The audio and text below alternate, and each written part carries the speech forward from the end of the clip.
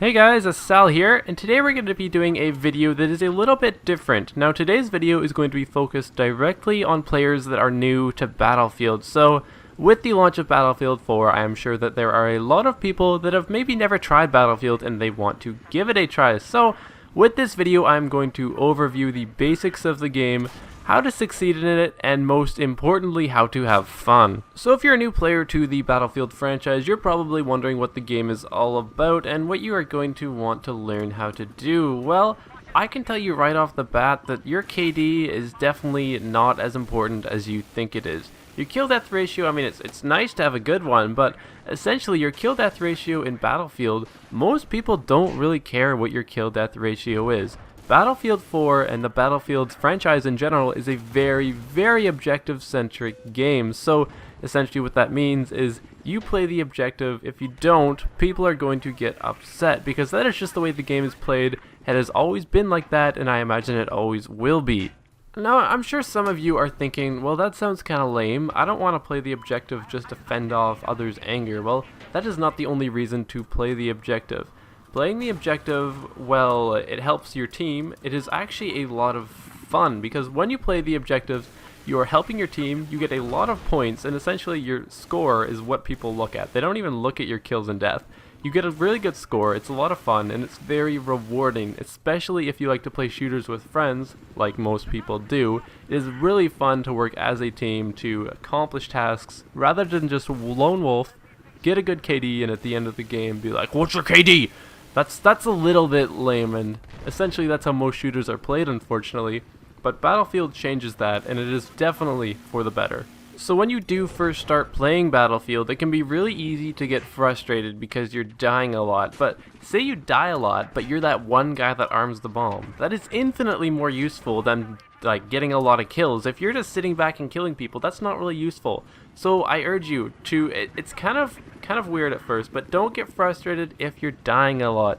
Focus on that objective, play that objective, and the skill will come over time. I will guarantee you that. So that's just a little quick look at how the game is played, and it's really important to keep that in mind. Now, as far as what you do in Battlefield, who you are, there are 4 different roles or classes. Now, these classes are Assault, Support, Engineer, and Recon.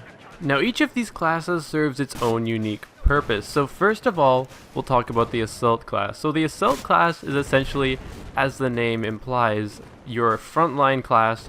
They are your frontline assault man. They are the medic, and they can heal their teammates, and they can also revive teammates. So your assault player is kind of like your bread and butter class. They do well in a lot of situations. They have pretty powerful assault rifles.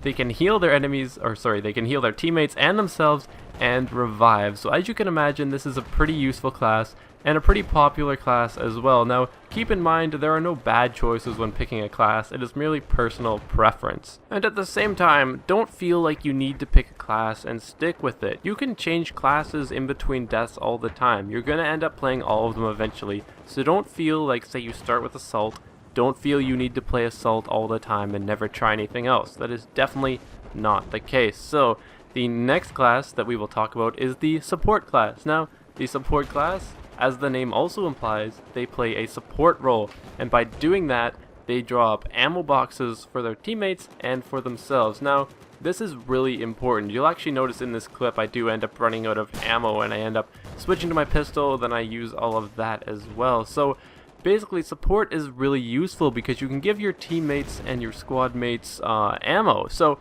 that's a really important role. Now, as far as their weapons go, they have bigger guns that with bipods generally, so they're really good for locking down a position in Rush, for example. You just set up your bipod on a rock, and they just funnel down at you, and you just take them out and line them up. So that is essentially how the Assault class works, and they have cool gadgets, like they can throw C4, they've got a little air burst, which is kind of like a grenade launcher. They're a pretty cool class, and they're really useful, especially if you plan on playing in a team environment. Now, next up we have the Engineer class. Now, essentially the Engineer class is your vehicle class. They are good at taking out vehicles, and they are good at working with vehicles. Now, when I say working with vehicles, basically what I'm saying is that they can repair vehicles, friendly vehicles, and they can also use that same tool, the repair torch, to damage enemy vehicles. Now, as far as taking out vehicles goes, they have stuff like mines, rocket launchers, RPGs. They have stingers, which can lock onto air units. Essentially, they are like the vehicle class. If you're going to do anything with vehicles, driving them, taking them out, the engineer class is your go-to class. Now, the engineer class is really useful in a team environment because if you have a tank battle, for example, if you have an engineer behind your tank repairing you, you're going to win that fight because you're essentially taking less damage. Now, as far as the weapons for the engineer go, they use PDWs. Now, a PDW stands for Personal Defense Weapon, and they are really good for close quarters combat. Now, I think that's kind of weird just because an engineer, if they're going to be in vehicles and such, they're generally out in the open, so I would probably throw in a carbine. A carbine, if you aren't aware, is a weapon class that is available for every kit. So, if you're good with carbines, that's good because you can use them across all classes.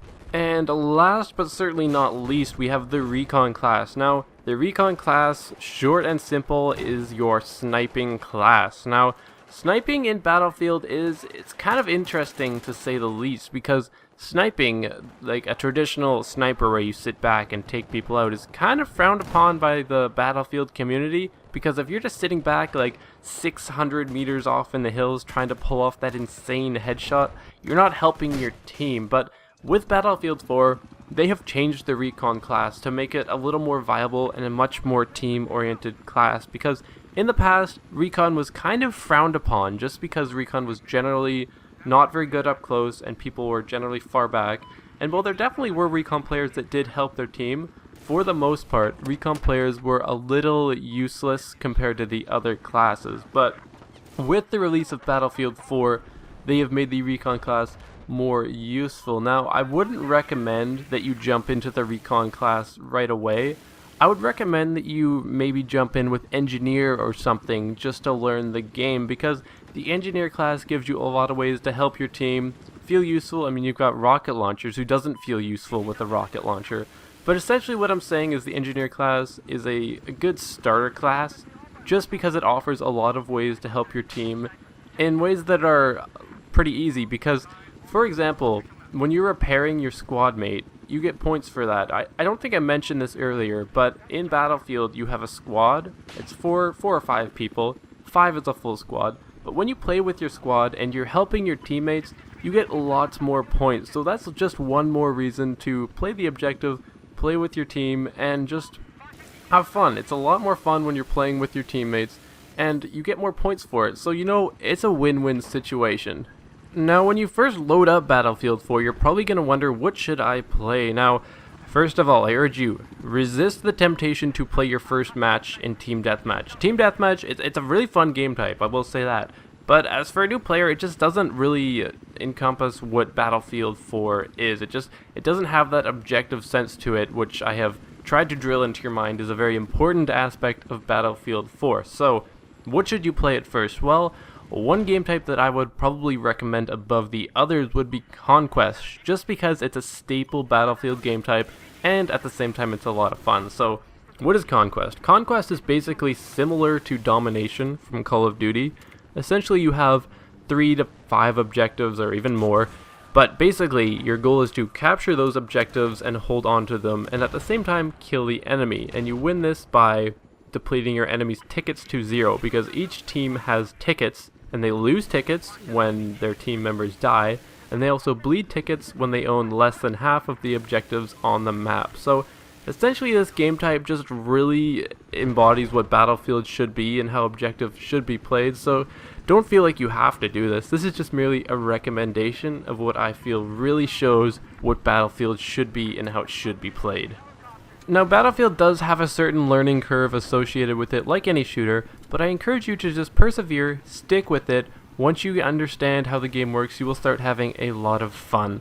So guys, that just about wraps up today's beginner's guide to Battlefield 4. If you have liked this video, you can leave a like, and if you want to see more Battlefield 4 footage, subscribe to me. That is what I do. So I thank you for watching, and I will see you guys next time.